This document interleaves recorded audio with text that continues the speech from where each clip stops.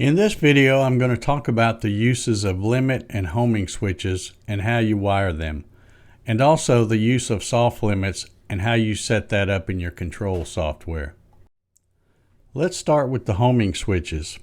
Homing switches are used to establish a machine zero, X0, Y0, and Z0. When you start the homing cycle, the machine moves each axis until it triggers the switch, telling the controller exactly where the gantry is in physical space.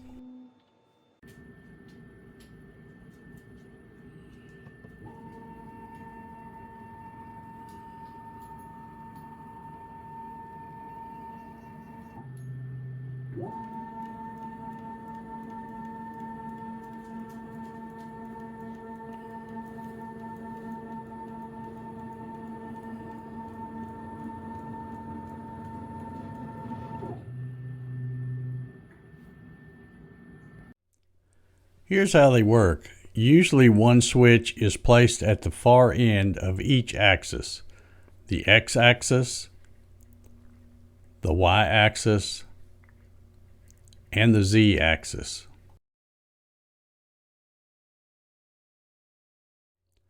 The benefit: repeatability. Without homing, the machine has no internal map. With it, you can shut the machine down, come back the next day, and return to the exact same coordinates.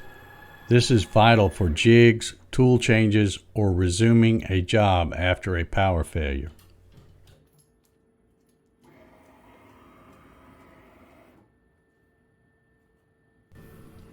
Limit switches are safety e-stops for your axis.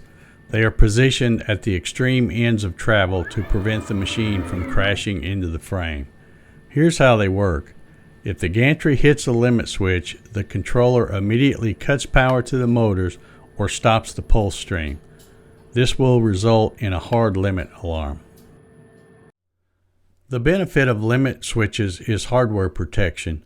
It prevents expensive damage to your ball screws, motors, or the Gatton CNC frame itself. If a file is sized incorrectly or an offset is wrong, the limit switch saves the machine from trying to move past its physical capacity. Soft limits are a software-based safety feature. Instead of relying on a physical switch, the controller uses the machine's internal coordinate system to know where the boundaries are. Here's how they work. You program a maximum travel dimensions into your software. For example, since I home my machine to the back right, I have my maximum X travel at 0 and the minimum travel at minus 24.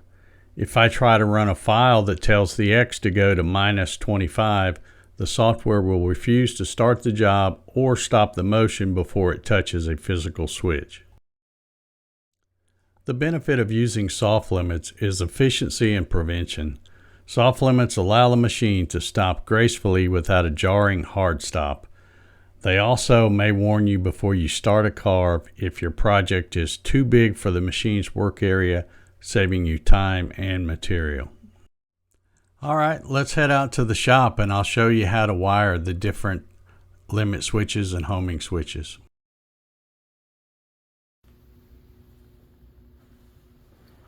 Okay, I've got an assortment here of some different limit slash homing switches that I'm going to talk about and show you how to wire.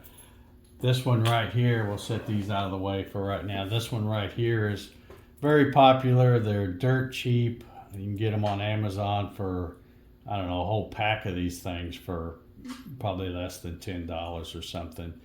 But these work pretty good. They can be wired normally open or normally closed. There's 3 terminals on here.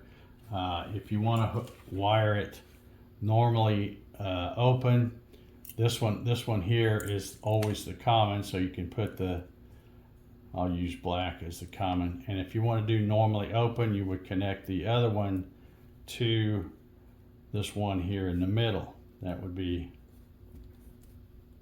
there we go. So now this would be normally open. So in other words, the circuit is open, and then when you press the switch, it closes the circuit.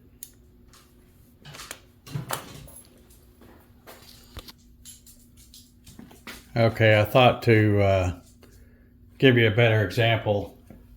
I got the meter out here so you can see that the circuit is open right now with it in, this is a wire normally open, and so it only, when you trip it, there you can see it's got continuity now. So I don't recommend running them that way, because the problem is if you're running a circuit that's always open, if a wire breaks or something, you won't know it until your machine goes over and crashes, and then you realize that, hey, why didn't the limit switch work? Well, if you have them normally closed, and let's pull this red one off and stick it here on this outer one, and now you can see as soon as I put it on there, it's showing continuity, so the circuit's complete. But then when the machine travels and hits the switch, then it cuts it off, so it'll cut the power off. So that's the way I would recommend these, is always doing them normally open. Again, the top one is common, and the bottom one here would be the other one to complete the circuit. And if you're wiring these up and you want to put a bunch of these limit switches on your machine, say you want to put 2 on each axis, which would need 6 input pins, and maybe you're using a breakout board and you're kind of running low on inputs that are available, you could always daisy chain these together and then wire them up where when the machine trips any one of the 6 switches, it's going to stop the machine. So that's one way, and that way you'd only be putting, you'd have on this end, you'd have your one wire going to your common ground, and then the other one going to whatever pin. So for example, if you wanted to use input number 10, you would put that in the number 10, and even though you have 4, 5, 6 of these daisy chained together, it would just trigger input 10 when any one of them is triggered. So that's a way to save on the input pins there. Again, like I said, when you're wiring these up, one's going to go to your common ground, and then the other one's going to go to whatever input pin you want to use. Okay, next we have this type, which this is a proximity sensor. This one is a normally closed, and right off the bat you'll notice that it's different than the other one because you got to have 3 wires with this one. And the way this works, it's always kind of confusing because I always kind of think of black wire as always ground, but that's not the case at all with these. They use the brown wire as the positive, the blue wire as the negative, and these can use anywhere between, well, I thought it said on here, yeah, there it is, 10 to 30 volts DC. So you got a big range where they'll work. And again, this is normally closed, so when it completed, the circuit's completed, the light will be on, and then when something passes in front of it and it detects it, the light will go off, and that will trigger the switch.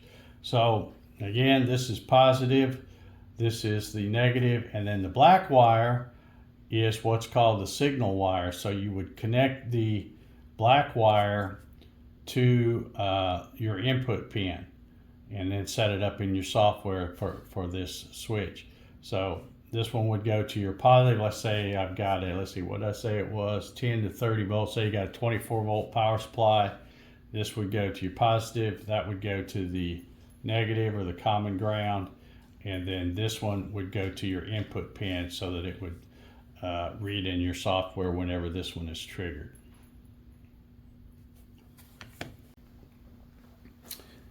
And then finally, I've got this cylinder type proximity switch or sensor, I guess I should say, because that's what they do, is they sense metal as it passes over it.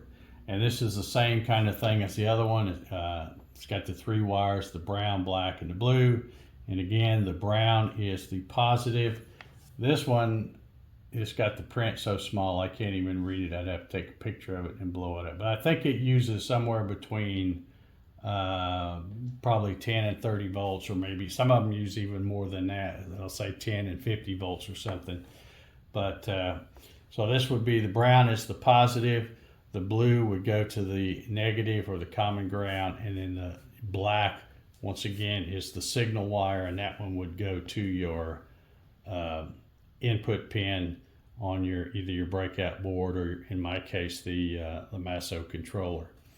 This one I believe is a normally open, and I already mentioned that I don't like to use normally open, but they do work okay. I mean, it's just going to be just the opposite of the normally closed, and you just have to be careful, because if you get a loose connection and this stops working, you don't know it until it's too late and you crash into something. So normally closed is always best, and I don't know why I have a couple of normally open. I guess because I probably bought these by mistake and then replaced them with normally closed, and that's what I've got on my other machine, and then I just had these in stock. But I am using one of these back here on the x-axis, and then I'm using the this type here on the Z and the Y.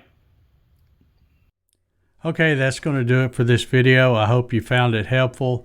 And if you have any questions about wiring in these homing sensors or limit switches or whatever, just send me an email at gattoncnc@gmail.com.